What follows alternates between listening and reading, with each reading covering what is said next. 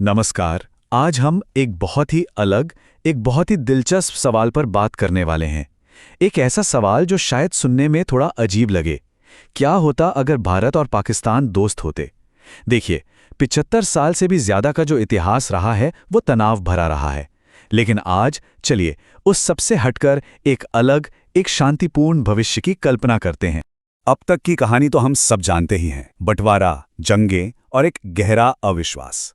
लेकिन क्या हो अगर इस कहानी को बस एक पल के लिए साइड में रख दिया जाए। चलिए देखते हैं कि अगर सहयोग और दोस्ती का एक नया अध्याय लिखा जाता तो असल में तस्वीर कैसी दिखती। तो चलिए सीधे मुद्दे पर आते हैं और सबसे पहले बात करते हैं आंकड़ों की। वर्ल्ड बैंक की एक रिपोर्ट बताती है कि अभी दोनों देशों के बीच व्यापार है सिर्फ $2 बिलियन का। लेकिन अगर रिश्ते सामान्य हो जाएं तो जानते हैं ये आंकड़ा कहां तक पहुंच सकता है? पूरे $37 बिलियन तक। मतलब आज से 18 गुना ज्यादा। सोचिए कितना बड़ा, कितना जबरदस्त बदलाव होगा। और यहीं से शुरू होता है सबसे पहला और सबसे बड़ा फायदा, एक आर्थिक क्रांति। देखिए, शांति का मतलब सिर्फ जंग का ना होना नहीं होता। इसका मतलब है एक ऐसी आर्थिक क्रांति की शुरुआत जो दुश्मनी को साझा समृद्धि में बदल सकती है। और ये रहा वो जादुई आंकड़ा, $37 बिलियन। लेकिन ये सिर्फ एक नंबर नहीं है। इसका असली मतलब है दोनों तरफ लाखों नई नौकरियां। इसका मतलब है इंडस्ट्रीज के लिए नए नए बाजार। और इसका मतलब है एक ऐसी मजबूत अर्थव्यवस्था जो दुनिया में अपनी एक अलग ही पहचान बना सके। और यहीं पर एक बहुत ही बुनियादी बदलाव आता है। सोचिए, देशों की प्राथमिकताएं कैसे बदल जाती हैं। जो पैसा आज मिसाइलों और टैंकों पर खर्च हो रहा है, वही पैसा शांति के माहौल में खेती किसानी, स्पेस टेक्नोलॉजी और नई नई रिसर्च पर लग सकता है। इससे जो तरक्की होगी उसका अंदाजा लगाना भी मुश्किल है। तो जब डिफेंस का बजट लोगों की भलाई में लगने लगे तो नतीजा क्या होता है? नतीजा होता है वर्ल्ड क्लास अस्पताल और स्कूल, मॉडर्न बुलेट ट्रेनें और शानदार हाईवेज, नए नए स्मार्ट शहर। मतलब ये पैसा सीधे सीधे लोगों की जिंदगी को बेहतर बनाने के काम आएगा। और इसका असर सिर्फ कुछ सेक्टर पर नहीं बल्कि पूरी इकोनॉमी पर दिखाई देगा।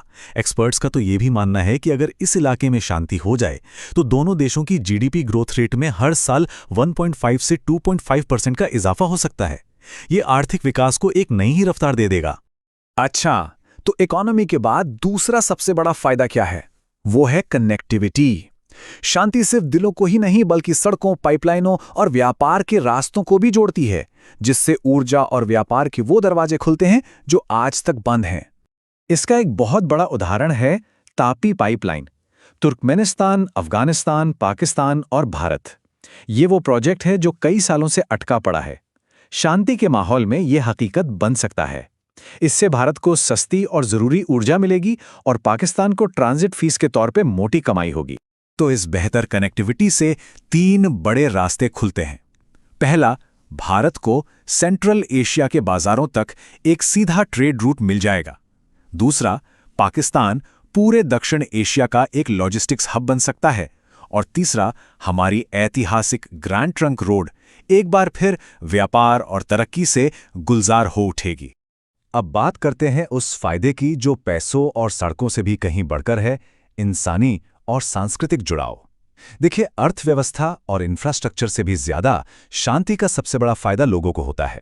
ये हमारी साझा संस्कृति और विरासत को फिर से जोड़ने का एक सुनहरा मौका है। और इस जुड़ाव का सबसे बड़ा प्रतीक क्या बन सकता है? कश्मीर। कश्मीर, जो हमेशा से विवाद का एक बड़ा कारण रहा है, वो शांति का प्रतीक बन सकता है। जरा कल्पना कीजिए, इसे एशिया का स्विट्जरलैंड बना दिया जाए। टूरिज्म और डेवलपमेंट का एक ऐसा ग्लोबल सेंटर जहां दोनों तरफ के लोग मिलकर शांति और खुशहाली का एक नया इतिहास लिखें। जरा सोचिए, जब भारत पाकिस्तान के बीच फिर से रेगुलर क्रिकेट सीरीज हो रही हो, वो माहौल, वो रोमांच। इसके साथ ही दोनों देशों के लोग आसानी से एक दूसरे के यहाँ धार्मिक और ऐतिहासिक जगहों पर आ जा सकेंगे। इससे जो आपसी समझ बढ़ेगी वो किसी भी संधि से ज्यादा मजबूत होगी। और ये सब कैसे मुमकिन होगा? आसान ट्रैवल से। आज की हालत देखिए जहां वीजा मिलना लगभग नामुमकिन सा है। और फिर एक ऐसे भविष्य की कल्पना कीजिए जहां वीजा ऑन अराइवल या शायद वीजा फ्री ट्रैवल हो। इससे टूरिज्म, व्यापार और जो पारिवारिक रिश्ते हैं वो और भी गहरे हो जाएंगे।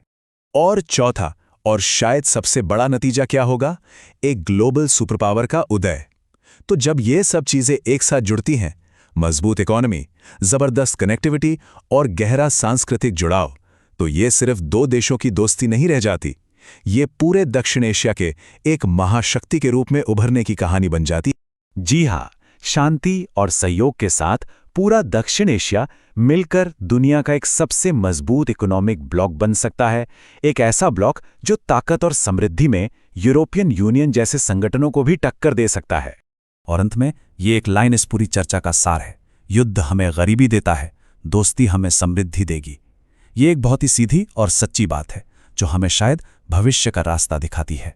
बेशक ये रास्ता आसान बिल्कुल नहीं है, इसमें बहुत सारी चुनौतियां हैं, बहुत सारी मुश्किलें हैं, लेकिन जो संभावनाएं हैं, जो पोटेंशियल है, उसे भी तो नजरअंदाज नहीं किया जा सकता। अब सवाल बस ये उठता है कि इस सपने को हकीकत में बदलने के लिए क्या कदम उठाने होंगे। इस पर विचार जरूर करना चाहिए।